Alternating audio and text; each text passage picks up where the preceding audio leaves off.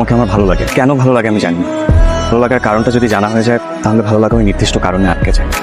আমি চাই তোমাকে আমার ভালো লাগে, কারণে অকারণে ভালো। একটু মিষ্টিমুখ করা যায়? এখানে আমাদের ব্রেকআপ হয়ে গেল, তোমার এত মন খারাপ হবে বলে আমার মনে হয় না। একটা জব হয় নাই, জাস্ট জবটা আমার খুব দরকার শান্তা। আমার কাজিনরা সব যে যার মতো ভালো করতেছে। আব্বু আমাকে সবসময় ছোট হইতে হয়।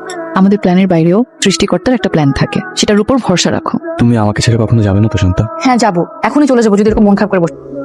হ্যালো, ইন্টারভিউ কেমন হলো? তুমি ওনাকে কেন বলছো আমি তোমার রিলেটিভ? তো কি বলবো? অ্যাটলিস্ট ফ্রেন্ড বলতা। ফ্রেন্ড বললে মানুষ বয়ফ্রেন্ডই ভাবে। তো ভাবলে সমস্যা কি?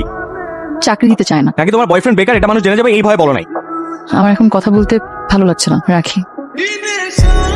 তুমি আমার ফোন ধরতেছো না কেন? ইচ্ছা করছিল না। Shanta I am sorry. তুমি নিশ্চয়ই আমার মনের অবস্থাটা বুঝতে পারতেছো। বুঝতে পারছি বলে তোমাকে এখন পর্যন্ত আমি একটা কথা শোনাইনি। তুমি মাসুম ভাই সামনে থেকে উঠে চলে আসছো। আফসান আপু কত ছোট হলো ওনার কাছে। দেখো আমি কাজটা ঠিক করি নাই, কিন্তু তুমি আমার ফোন ধরা বন্ধ করো না প্লিজ। আমার হাসপাস লাগে, আমার মনে হয় সব শেষ হয়ে গেছে, কিছু আর বাকি নাই।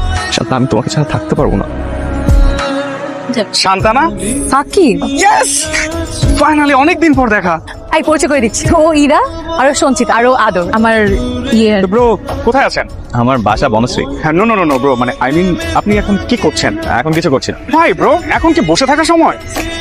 কোনো চিন্তা নাই ব্রো, আমার একটা ছোট কোম্পানি আছে, আমি কাজ করার লোক খুঁজে পাচ্ছি না, আর আপনি চাকরি পাচ্ছেন না। ও তোমরা এখানে বসে পড়েছো, চলো শুরু করি।